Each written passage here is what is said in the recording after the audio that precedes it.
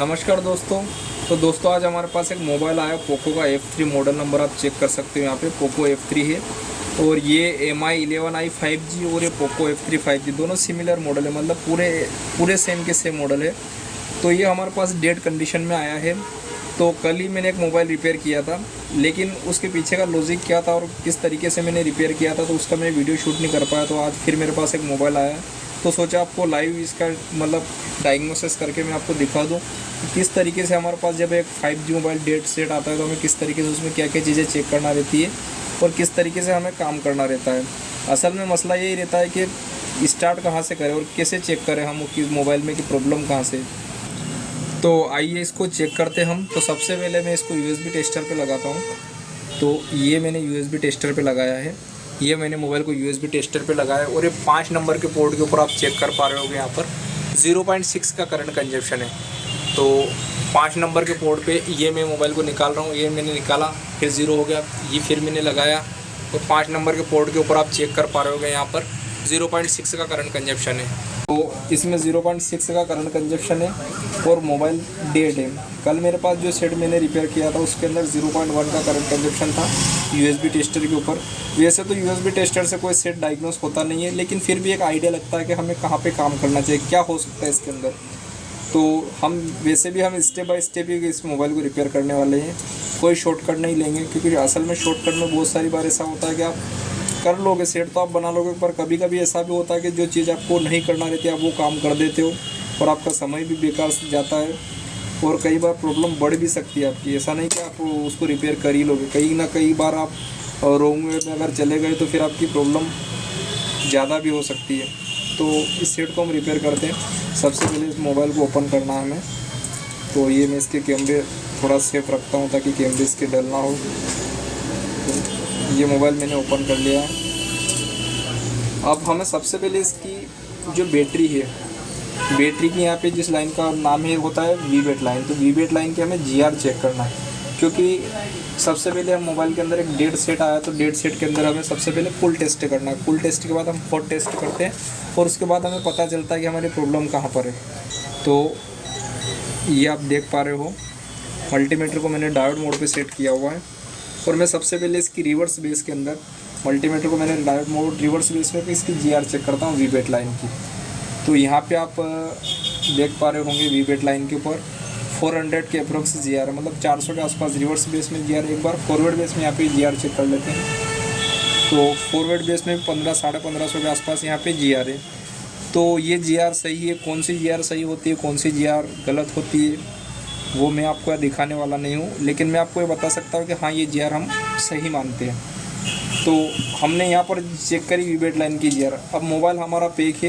Pack क्या है यहाँ पर आप देख पा रहे हो, ऑलरेडी किसी ने यहाँ पर देखो ये इसकी जो जाली इसको कट किया हुआ है, शायद से कुछ काम। और मुझे जहाँ तक लगता है कि इसके अंदर तो दोस्तों इसके अंदर काम तो कुछ नहीं हुआ है, सिर्फ और सिर्फ इसको टीन को भी नहीं निकाला, ये जो ऊपर अपना कॉपर की जाली आती है इसको निकाला है। तो इसको चेक करते हैं हम, जिसका सिर्फ और सिर्फ इसका हीट सिंक को रिमूव किया है, बाकी कुछ काम नहीं हुआ है। तो अब हमें चेक करना है इसकी VPH लाइन को, या तो वोल्टेज सिस्टम की लाइन कह सकते हैं अगर मीडियाटेक है तो, लेकिन ये मीडियाटेक नहीं है, क्वालकॉम चिपसेट का मोबाइल है। तो इसके अंदर हमें VPH लाइन चेक करना है, लेकिन उससे पहले एक बार हम इसका पोर्ट चेक कर लेते हैं, क्या मोबाइल के अंदर पोर्ट आ रहा है। तो B2B फ्लेक्स को एक बार लगा लेते हैं। तो ये मैंने B2B फ्लेक्स लगाया और इसकी IDL पॉइंट यहाँ पर दिए हुए हैं, अगर आप देख पा रहे होंगे तो ये दोनों पॉइंट, ये दोनों पॉइंट इसकी IDL के पॉइंट, ये वाले पॉइंट। तो इनको एक बार हम टच करवा के IDL पॉइंट पर इसका पोर्ट चेक करते हैं, क्या हमारा पोर्ट आता है मोबाइल के अंदर। तो ये यहाँ पर मैंने IDL पॉइंट को टच करवाया और मैं USB केबल इसके अंदर इंसर्ट कर रहा हूँ। तो यहाँ पर मैंने USB केबल इंसर्ट करी, लेकिन यहाँ पर कोई भी रिस्पॉन्स नहीं है। आप यहाँ पर देख पा रहे होंगे PC के अंदर कोई भी रिस्पॉन्स नहीं है, मतलब कोई भी पोर्ट नहीं है। तो पोर्ट नहीं आ रहा हमारा, VBAT लाइन पे हमारी कोई शॉर्टिंग नहीं है। तो अब हम VPH लाइन को चेक करते हैं, लेकिन आप या तो VPH लाइन चेक करें या तो आप VREC की लाइन चेक कर ले, बात एक ही है। वीरेक लाइन से आपको पता चल जाएगा। अगर आपका वीरेक ओके है तो फिर तो आपको वीपीएच चेक करने की ज़रूरत ही नहीं है। अगर आपका वीरेक ओके नहीं है तो फिर आपको वीपीएच चेक करना पड़ेगी, क्योंकि असल में इस मोबाइल में यहाँ पर पावर आईसी लगी है और मेरे को अगर इसका वीपीएच चेक करना तो इस टीन को मेरे को निकालना पड़ेगा, जो कि हम करेंगे। अगर ज़रूरत लगी तो हम करेंगे, लेकिन फ़िलहाल में मैं ये चीज़ नहीं कर रहा हूँ। फिलहाल में मैं इसकी डायरेक्ट वीरेक लाइन के ऊपर वर्क करना चाहता हूँ और मैं वीरेक से इसका एक मुझे आइडिया लग जाएगा कि क्या मेरे को वीपीएच चेक करना चाहिए या नहीं। तो वो जो अगर कंडीशन बनी तो हम वो चीज़ भी चेक करेंगे। तो मल्टीमीटर को मैं वोल्टेज मोड पे कर रहा हूँ। मल्टीमीटर को वोल्टेज मोड पे करने के बाद मोबाइल को हमें ट्रिगर करवाना है। तो ट्रिगर करवाने के लिए आपके पास दो ही तरीके, या तो आप इसकी पावर की को प्रेस करिए या तो आप इसके अंदर चार्जिंग इंसर्ट करिए। तो मैं इसके अंदर चार्जिंग इंसर्ट कर रहा हूँ। मैंने चार्जिंग यहाँ पे इंसर्ट कर दिया और यूएसबी टेस्टर पे अभी 0.1 0.2 की करंट कंजप्शन की रीडिंग है। तो मल्टीमीटर हमारा वोल्टेज मोड पे सेट है, डीसी वोल्टेज मोड पर। अब हम इसके वीरेक के वोल्टेज चेक करते हैं। तो वीरेक के वोल्टेज आप नियर बाई सीपीयू के चेक कर सकते हो आसानी से। तो मैं यहाँ पर चेक कर रहा हूँ। देखो यहाँ पर 1.1 का वोल्टेज मुझे एलडीओ का वोल्टेज मिला, जो कि स्टेबल है। तो यहाँ पर 1.1 का वोल्टेज है, चेक करते। एक यहाँ पर आप देख पा रहे हो 1.8 का वोल्टेज, तो यहाँ पर भी 1.8 का वोल्टेज है। ये मैं सीपीयू के नियर में चेक कर रहा हूँ। आपकी जानकारी के लिए बता दूँ, मैं सीपीयू के नियर में जितने कैपेसिटर यहाँ पर मैं चेक कर रहा हूँ। यहाँ पर 0.9 का वोल्टेज ओके मिला हमें, यहाँ पर 0.5 का वोल्टेज ओके मिला। तो ये 3 या 4 मैंने मोटा मोटी या 3 या 4 वोल्टेज ही मैं चेक करता हूँ, ज़्यादा वोल्टेज मैं चेक करता नहीं, पूरा सीक्वेंस में कभी भी चेक नहीं करता। तो यहाँ पर वोल्टेज स्टेबल है। तो इससे हमें क्या पता चलता है? इससे हमें पता चलता है इसका वीबेड लाइन जो कि हमने फर्स्ट में चेक किया था, प्राइमरी लाइन वो ओके था। और थर्ड जो लाइन होती है हमारी वीरेक लाइन, हमने ये चेक कर ली। तो हमें इससे ये पता चल रहा है कि इसकी वीपीएच लाइन भी ओके है। मतलब वीबेड, वीपीएच और वीरेक तीनों ओके। अगर तीनों ओके है, उसके बावजूद अगर हमारा सिस्टम के ऊपर कोई पोर्ट नहीं आ रहा है तो प्रॉब्लम हमारी प्रोसेसर पर है। प्रॉब्लम हमारी प्रोसेसर की है। तो हम इसका सीपीयू रिवॉल्व करने वाले हैं और सीपीयू रिवॉल्व करने के बाद देखेंगे हमारी प्रॉब्लम सॉल्व होती है कि नहीं होती। पर असल में आप सीपीयू क्यों रिवॉल्व कर रहे हो, आपको ये पता होना चाहिए कि हम किस रीज़न से सीपीयू रिवॉल्व कर रहे हैं। तो मेरा मकसद यही था आपको दिखाने का, कि सेट को डायग्नोस करने का। तो ये मैंने 2 मिनट भी नहीं लगे होंगे मुझे ज़्यादा से ज़्यादा, और मैंने इसको सेट को डायग्नोस कर लिया। अब सीपीयू रिवॉल्व करने में जो भी टाइम लगता है वो सीपीयू रिवॉल्व करने का मैं आपको दिखाता हूँ। उसके बाद हम चेक करते हैं क्या हमारी प्रॉब्लम सॉल्व होती है कि नहीं होती है। तो दोस्तों इसकी रैम को मैं निकाल चुका हूँ। रैम का वीडियो में शूट नहीं कर पाया, कुछ काम में लग गया था, कस्टमर आ गए थे। तो ये रैम मैंने इसकी निकाल लिया। अब मैं इसका सीपीयू निकालने वाला हूँ। रैम को हमने निकाला। रैम को अभी ये वाला पार्ट जो रैम का पार्ट है इसको हमने साफ़ नहीं किया, लेकिन सीपीयू के ऊपर जहाँ पे रैम हमारी फिक्स होती है ये पार्ट को मैंने क्लीन भी कर लिया। रैम को निकाल के इस पार्ट को मैं सीपीयू का ऊपर वाला जो पार्ट रहता है इसको यहीं पर क्लीन कर लेता हूँ। ये मेरा एक अपना स्टाइल है। आप पता नहीं कैसे काम करते, मुझे नहीं पता। अब हम इसका सीपीयू निकालने वाले हैं। तो सीपीयू निकालने के लिए मैं एसएमडी का टेम्परेचर जो यूज़ कर रहा हूँ, एसएमडी है मेरे पास क्यूब 2008 और इसके अंदर मैंने टेम्परेचर यूज़ किया है 350 का, और एयर में यूज़ कर रहा हूँ यहाँ पर 70 की मेरी एयर है, वो 350 का मेरा टेम्परेचर है। तो 350 और 70 की एयर टेम्परेचर पे हम इसको सीपीयू को निकालने वाले हैं। लेकिन एक थोड़ा सा बात का आपको ध्यान यहाँ पर ये रखना है कि आप ये इसके पास में जितनी भी ऐसी है इनको कवर कर ले, नहीं तो फिर आपकी प्रॉब्लम बढ़ भी सकती है, उनको भी आपको रिवॉल्व करके लगाना पड़ सकता है। तो हम सीपीयू ओपन करेंगे। सीपीयू ओपन करने के लिए मैं ये वाला स्क्रैपर यूज़ कर रहा हूँ, आप स्क्रैपर देख सकते हो। तो ये स्क्रैपर मैं यूज़ कर रहा हूँ।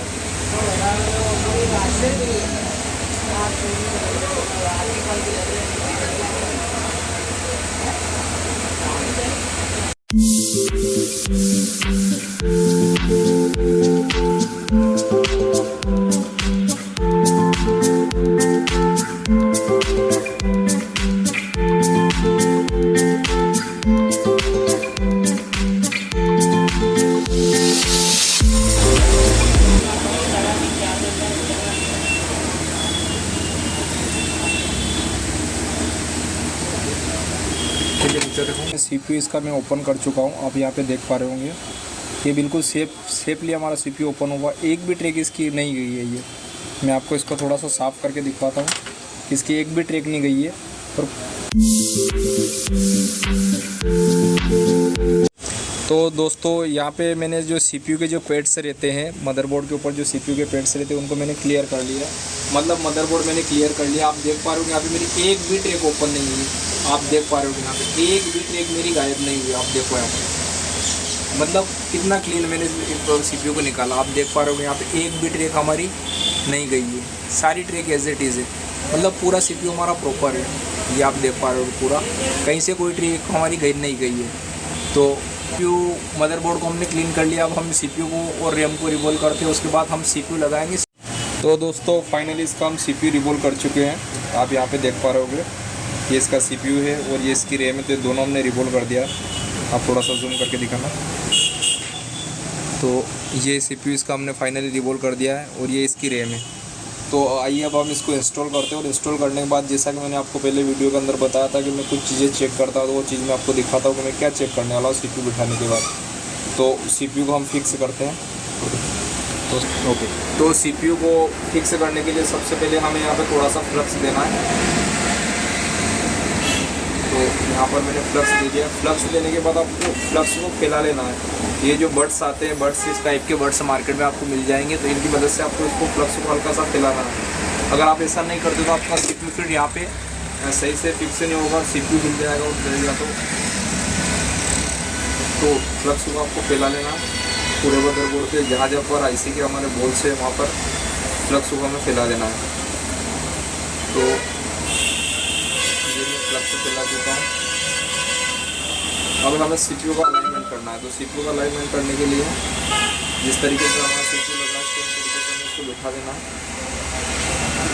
आपको सीपीयू निकालते वक्त सीपीयू निकालने से पहले यहाँ पर जिस भी साइड इसका नोच कट पॉइंट है उसकी तरफ आपको मार्क कर लेना, जिससे आपको पता चल जाए। वैसे ही सीपीयू के अंदर तो ऐसा कोई प्रॉब्लम है नहीं इस मॉडल के अंदर, लेकिन अगर कोई भी आप सीपीयू निकालते हो तो उससे पहले आपको इसके डॉट को मार्क कर लेना है। ये आदत आपको एक बना ही लेना है। इससे आपका हो सकता है कभी कोई सीपीयू ऐसा निकला जिसके अंदर आपको सीपीयू की पोजीशन पता नहीं चले, तो उस जगह पे आपको ये चीज़ काम आएगी। तो यहाँ पर हमने सीपीयू का अलाइनमेंट पे कर दिया है। सीपीयू का अलाइनमेंट करने के बाद हम इस पर हीट देंगे। तो यहाँ पर मैंने जो हमारी एसएमडी का टेम्परेचर रख रखा है 330 और एयर है मेरी 70।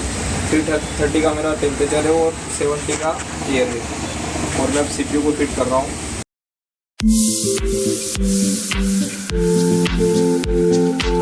तो दोस्तों हमारा यहाँ पर सीपीयू आप देख पा रहे हो सही से बैठ गया है। ये तो सीपीयू हमारा प्रॉपर बैठ गया है।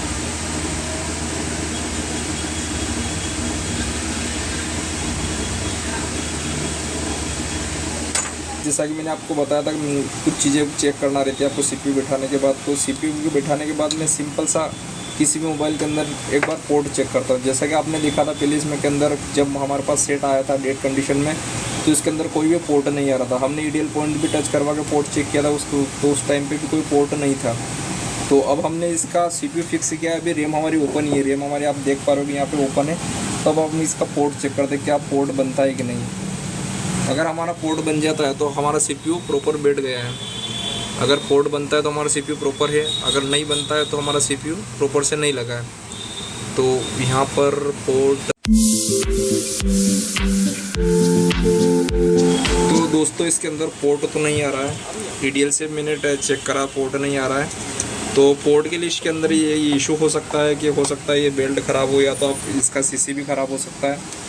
तो मैंने इसका रैम फिक्स कर दिया है, क्योंकि मैं अक्सर सीपीयू बिठाने के बाद पहले पोर्ट चेक करता हूँ, और पोर्ट आता है इस मॉडल में भी पोर्ट आता है। तो जब भी आप सीपीयू बिठाओ तो एक बार आपको पोर्ट चेक कर लेना है कि आपका ऑटो पोर्ट आता है कि ना आता है। विदाउट ईडीएल पॉइंट का आपका पोर्ट आ जाना चाहिए। तो इस मॉडल के अंदर पोर्ट अभी आ नहीं रहा था, तो मैंने इसकी रैम को भी फिक्स कर दिया। यहाँ पे आप देख पा रहे हो कि मैंने इसकी रैम को फिक्स कर दिया। मदरबोर्ड को मैंने कूल कर लिया। अब थोड़ा सा इसको क्लीन कर लेते हैं, थोड़ा सा वॉश कर लेते हैं इसको एसीटोन से। तो यहाँ पर थोड़ा सा इसकी क्लीनिंग करते हैं।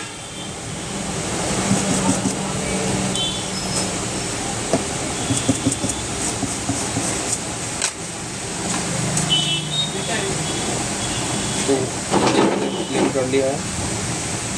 अब आइए हम इसको चेक करते हैं क्या हमारा मोबाइल ऑन होता है कि नहीं होता है। जैसा कि मैंने आपको बताया कि पोर्ट मैंने चेक किया, पोर्ट नहीं आ रहा था, लेकिन एक बार मुझे फिर मैंने पोर्ट चेक करने के बाद जब पोर्ट नहीं आया तो मैंने USB टेस्टर पे इसकी करंट की रीडिंग ली, तो 0.6 का करंट कंजप्शन कर रहा था। तो मैंने इसकी रैम को बिठा दिया। रैम बिठाने के बाद हम इस पर चेक करते हैं क्या हमारी जो प्रॉब्लम थी, हमारा जो सेट डेट था वो रिकवर होता है कि नहीं होता है।